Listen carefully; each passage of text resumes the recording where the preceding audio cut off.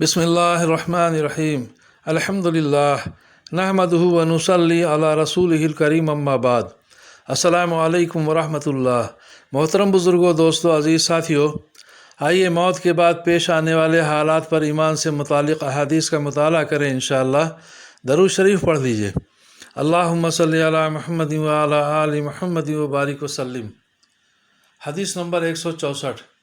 हज़रत अबू हुरैरा रज़ियल्लाहु अन्हु से रवायत है कि रसूलुल्लाह सल्लल्लाहु अलैहि वसल्लम ने इरशाद फरमाया, जन्नत में एक दरख्त ऐसा है कि सवार उसके साए में 100 साल चल कर भी उसको पार ना कर सके, और तुम चाहो तो ये आयत पढ़ो, व ज़िल्लिम ममदूद, और जन्नती लंबे सायों में होंगे।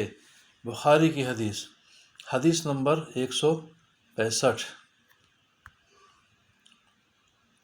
हज़रत जाबिर रज़ियल्लाहु अन्हु से रवायत है कि मैंने रसूलुल्लाह सल्लल्लाहु अलैहि वसल्लम को इरशाद फरमाते हुए सुना, जन्नती जन्नत में खाएंगे और पिएंगे, लेकिन ना तो थूक आएगा, ना पेशाब पाखाना होगा, और ना नाक की सफाई की ज़रूरत होगी।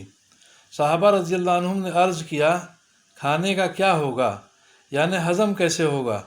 आप सल्लल्लाहु अलैहि वसल्लम ने इरशाद फरमाया, डकार आएगी और पसीना मुश्क के पसीने की तरह होगा, यानी ग़िज़ा का जो असर निकलना होगा वो डकार और पसीने के ज़रिए निकल जाया करेगा, और जन्नतियों की ज़बान पर अल्लाह ताला की हम्द व तस्बीह इस तरह जारी होगी जिस तरह उनका सांस जारी होगा।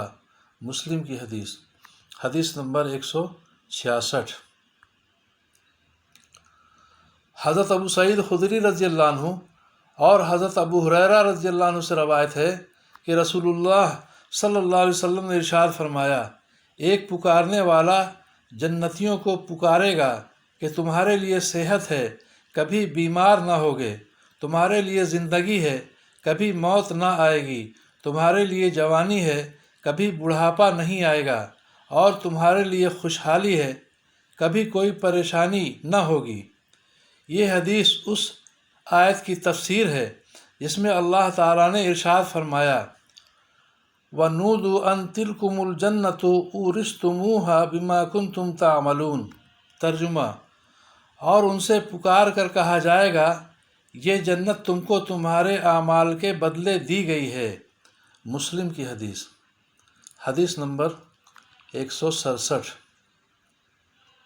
हज़रत सुहैब रज़ियल्लाहु अन्हु से रवायत है कि रसूलुल्लाह सल्लल्लाहु अलैहि वसल्लम ने इरशाद फरमाया, जब जन्नती जन्नत में पहुँच जाएंगे तो अल्लाह ताला उनसे इरशाद फरमाएंगे, क्या तुम चाहते हो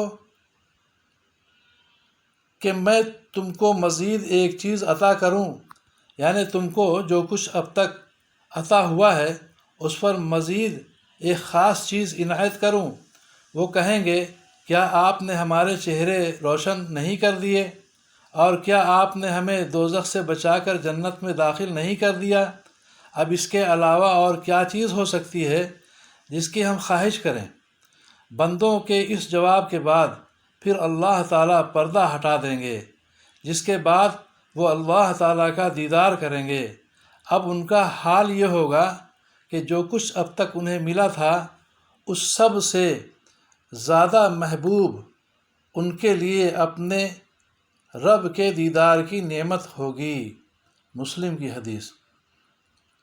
हदीस नंबर 168।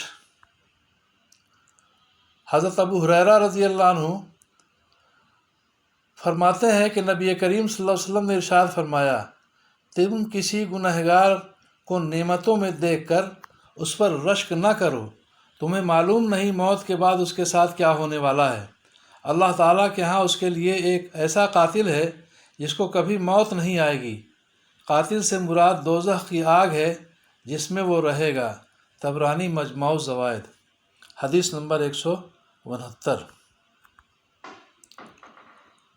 हज़रत अबू हुरैरा रज़ियल्लाहु अन्हु से रवायत है कि रसूलुल्लाह सल्लल्लाहु अलैहि वसल्लम ने इरशाद फरमाया, तुम्हारी इस दुनिया की आग दोज़ख की आग के 70 हिस्सों में से एक हिस्सा है।